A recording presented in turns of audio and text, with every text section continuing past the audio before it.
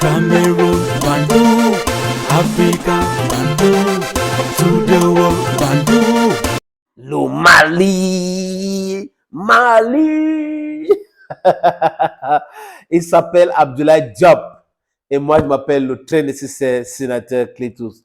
The Bamen, the man, the Ekuna man, the Ngiman, the Bakore man, and proudly your Anglophone brother. That is my identity. Abdoulaye Diop était présent à Sochi. Vous savez que les ministres des Affaires étrangères étaient présents à Sochi pour préparer le sommet Russia-Afrique, mais ça commence généralement avec les ministres des Affaires étrangères. Et lui, il a fait un discours vraiment, comme à son habitude, hein, limpide.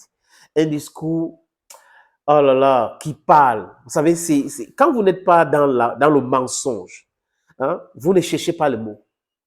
Vous ne cherchez pas les mots, les amis. Je répète humblement, pour la gouverne de ceux qui me regardent, qui prennent le temps pour me regarder, si vous êtes dans le mensonge, vous cherchez trop pour expliquer. Mais quand vous êtes dans la vérité, vous n'êtes pas là pour chercher trop. Les mots viennent. L'inspiration vient. Vous dites des choses clairement et simplement. D'ailleurs, c'est ce que nous faisons ici. Notre intérêt, c'est l'Afrique.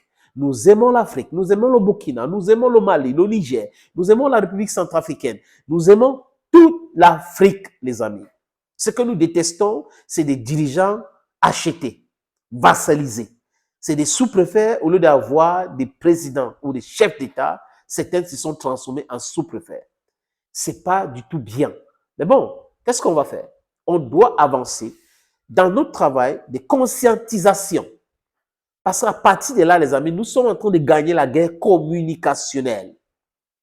Mettons-nous ensemble. À chaque fois que vous avez une information, vous écoutez une information importante ou importantissime même pour le développement de l'Afrique, la conscientisation, l'éducation des Africains, vous devrez partager. S'il vous plaît, les amis, partagez.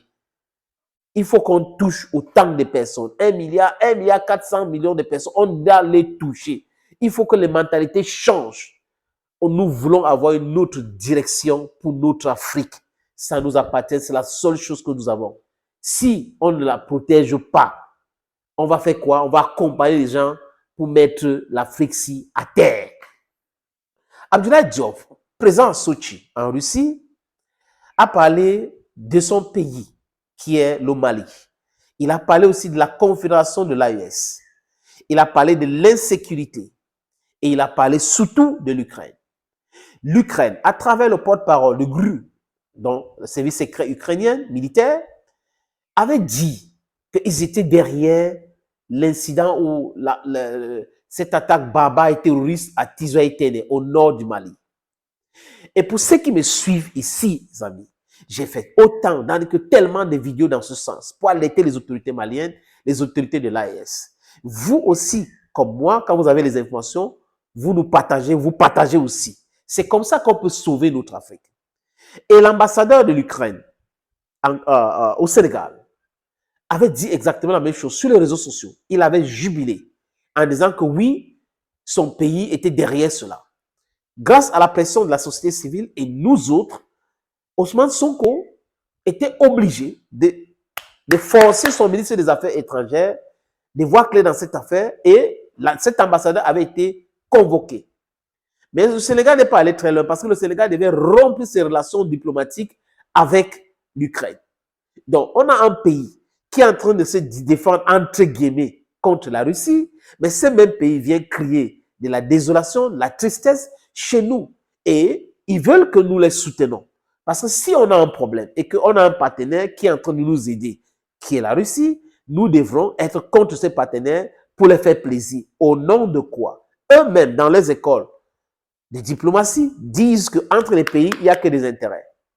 Mais nous le disons encore mieux, qu'entre les pays, il y a les intérêts et de l'amitié. Et la vraie amitié, la fraternité. Donc, s'ils ne veulent pas comprendre cela, l'Ukraine a activé le mot dérangement pour soutenir les terreaux qui ont fait du mal au Mali.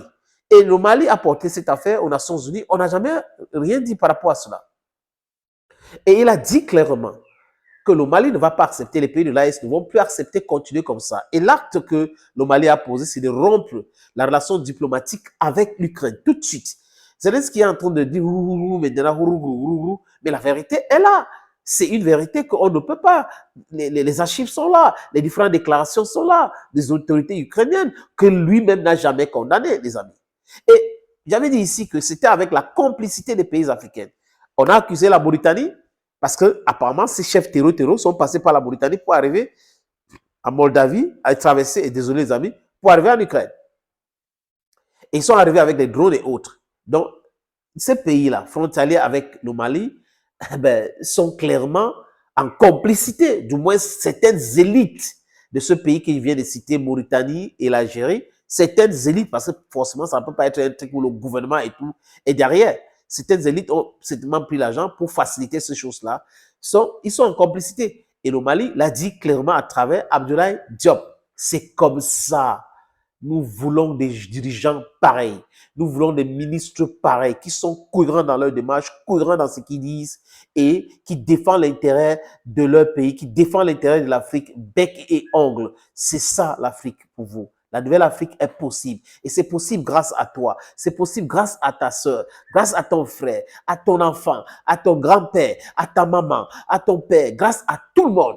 Et celui qui regarde cette vidéo, partagez. Parce que ces gens-là doivent comprendre que nous ne sommes pas en train de dormir. On remue les ménages pour nous sécuriser. Aussi, on remue nos ménages pour avoir la bonne formation et pour avoir de l'économie prospère. We need a secular economy. C'est de ça qu'il est question. Mais on ne peut pas avoir un développement économique réel dans l'insécurité. Quand le feu est en train de se brûler, je crois que j'étais à ma messe en 2018, quand on avait parlé de la reconstruction. Il y a un média qui m'avait interviewé, j'avais dit, ce que Philemon Yang vient de faire là, ça n'a pas de sens. Parce que quoi? Une maison est en train de brûler. Au lieu d'éteindre le feu, on est en train de vous dire qu'il faut construire une nouvelle maison sur la maison, sur le feu là. Vous pensez que c'est normal?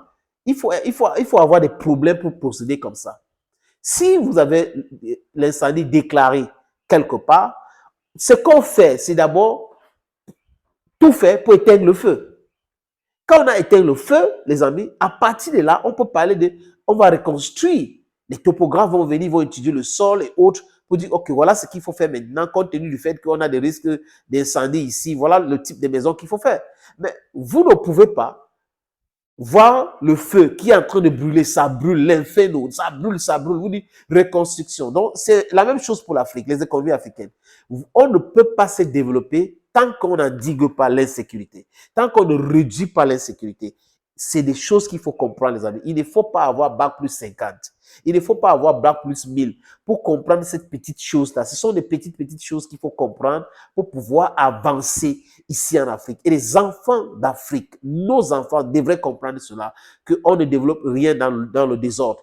Il faut la sécurité. Je ne parle pas là des idées divergentes en politique. Je parle de quelque chose de concret. Ça, c'est des rengengue. Le désordre militaire, l'insécurité. Voilà, je ne parle pas de ça parce que en termes d'idées, les agora existent, les universités existent, les médias existent, les gens peuvent dire ce qu'ils pensent. S'ils ne sont pas d'accord, ils ont le droit de manifester. Mais porter les armes et autre chose dans certains pays, surtout les armes avec des gens qui sont manipulés. Parce que certains sont en train de revendiquer quelque chose de correct. Et ceux qui sont là, les ont poussés à arrêter les armes. Mais d'autres ne revendiquent rien du tout.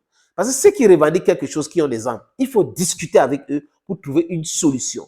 Mais ceux qui sont là uniquement pour dire sont les Boko Haram, les CPPA, CPC, des trucs comme ça, il ne faut pas discuter avec ces gens-là.